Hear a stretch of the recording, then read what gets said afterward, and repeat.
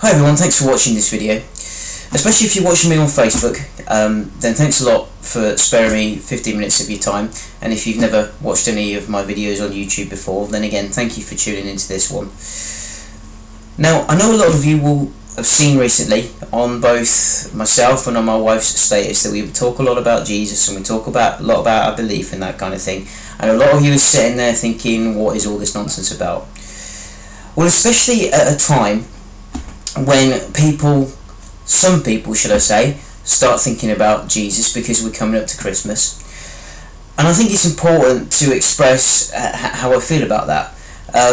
Now, a lot of people will celebrate Christmas, will deny that such a man even existed, which I find a little bit strange, but there you go. Now, there are lots of different opinions as to who Jesus was. Some people think he was a magician, some people think that he was God's son, some people think he was a prophet, some people believe him to be a reincarnated God. There's lots of viewpoints. I'm not going to express what it is I feel, but I do feel the answers can be found in the scriptures. Now, the majority of you, if you want to try and get to know who this person, who Jesus was, you won't necessarily use the Bible to try and find that out because you don't believe the Bible to be an inspired writing. You might believe that it to be a good book of principles. You might believe that it's got it has some these writings did actually exist, but they weren't necessarily inspired by God. Before I go any further, I just want to say I respect what it is that your viewpoint, but I want to try and show you it from my point of view as well. And then feel free to comment and to challenge what it is that I believe in.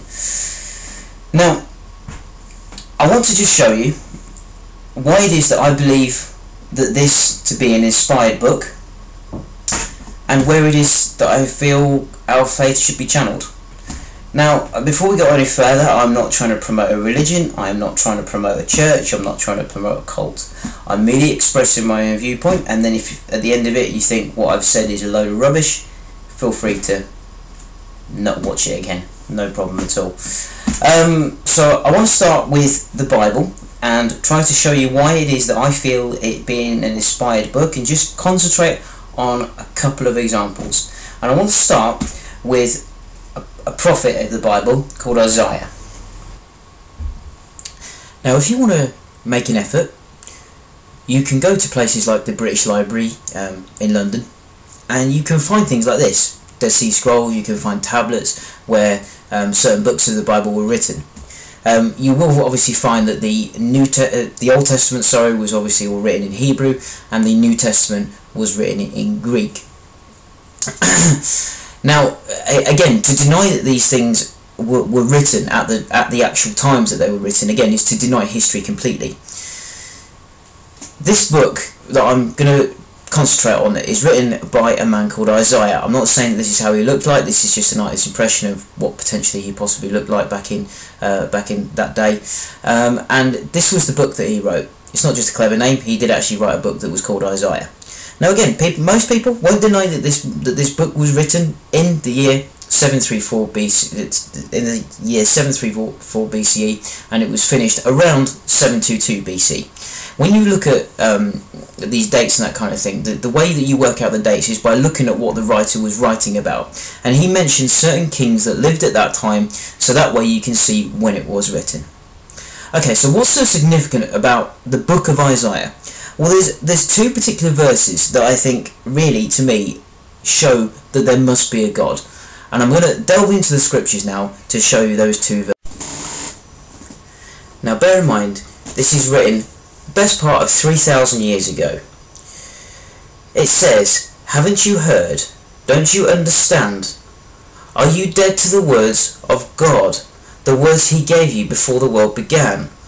Are you so ignorant? God sits above the circle of the earth. The people below seem like grasshoppers to him. He spreads out the heavens like a curtain and makes the tent from them." Now, what is so significant of that? Well, think about it. History proves that this book, Isaiah, was written best part of 3,000 years ago. And here he said God sits above the circle of the earth. Why has Isaiah said about this circle of the earth? It's 3,000 years ago. There's no telescopes. We haven't been able to send a man into space yet. And this is before Christopher Columbus has sailed to the end of the earth to try and prove that the earth was round. And remember the expression, they all laughed at Christopher Columbus when he said the world was round? Well, people did, because they all believed the earth was flat. Yet here it says in the scripture, God sits above the circle of the earth. It even says here, don't you understand? Are you so ignorant? God knew this to start with. There it is in the Bible to start with. Now to me, how can somebody write something like that without being spied from somebody who lived outside of the earth? I don't believe you can do it any other way. Alright, well there's one example. Alright, now there are many examples, I haven't got time to go through all of them, but have a look at this one.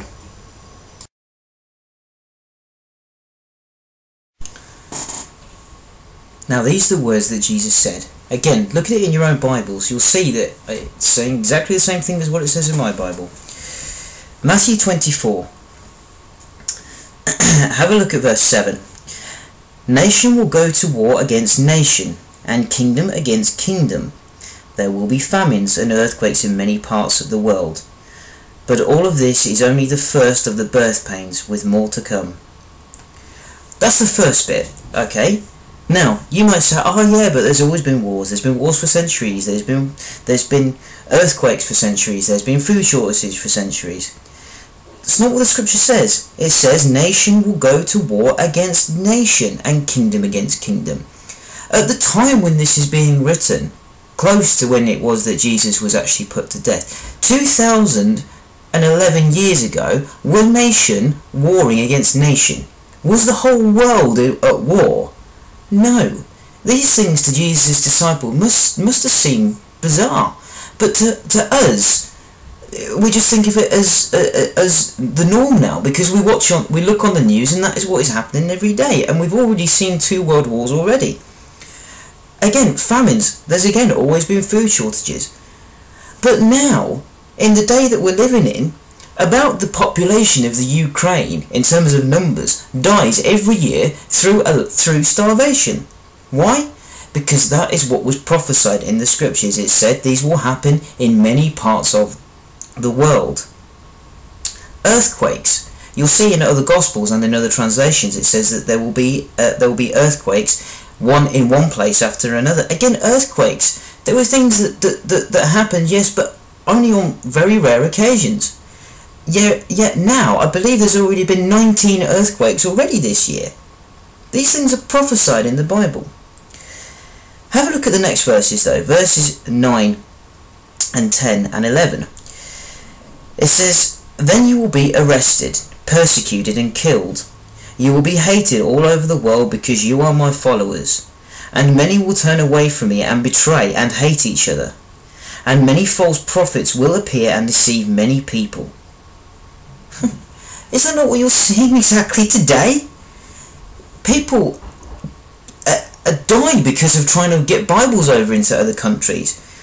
There are many Christians that are arrested every single day and are persecuted every single day because they are preaching in Jesus' name. And then it says in verse 10, and many will turn away from me and betray and hate each other. Is that not what's happening?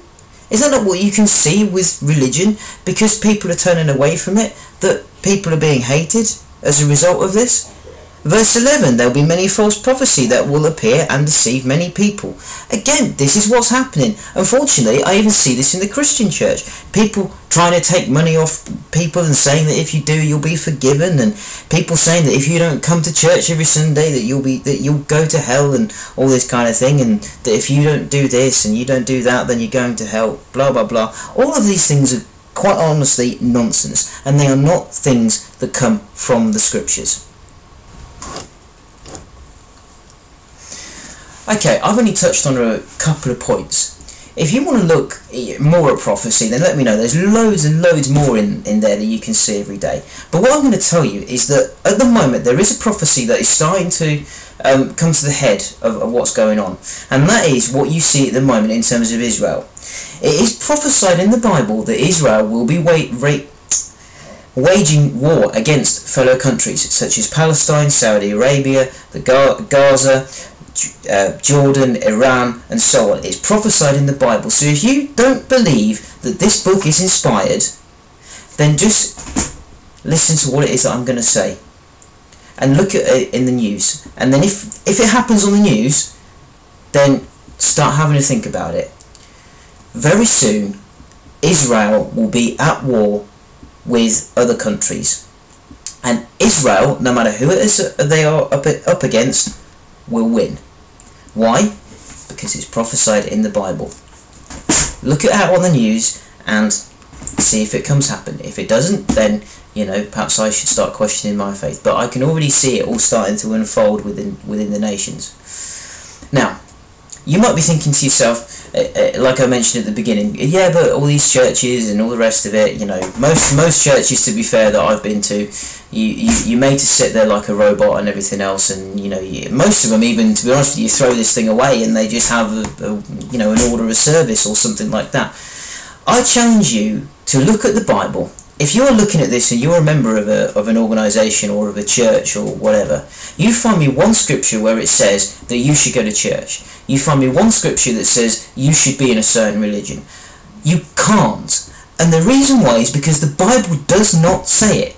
It says you need to go to the person that this whole theme is about anyway, Jesus. You have to accept who it is that he was and what he did in order for you to have the chance to go and be beside him in heaven. If you're a bit interested in that, then don't go to any of these religions. Get yourself a Bible, get yourself a good Bible, and read it. I suggest, if you want to look at one gospel, have a look at the Gospel of John, because in there you will find who this person Jesus actually was. You will find out more about what it is predicted for the future. And when you're doing that, if at any point you think, well, do you know what, I'm actually starting to believe, all you've got to do is pray. Pray for some understanding of these scriptures, because you want to be saved. That is the only way we can. Just remember that God desires everybody to be saved. He isn't some mystery. The Bible isn't some sort of uninspired book. Give it a chance. Give it a chance. At the moment, I'm sure that the majority of people that are watching this will just not know. So what have you got to lose by looking at the Bible and seeing what it has to offer you? Thanks again for your time. Please get in touch with me if you have any questions. I'm more than happy even if you want to challenge what it is that I'm said. So I look forward to speaking to all of you hopefully soon.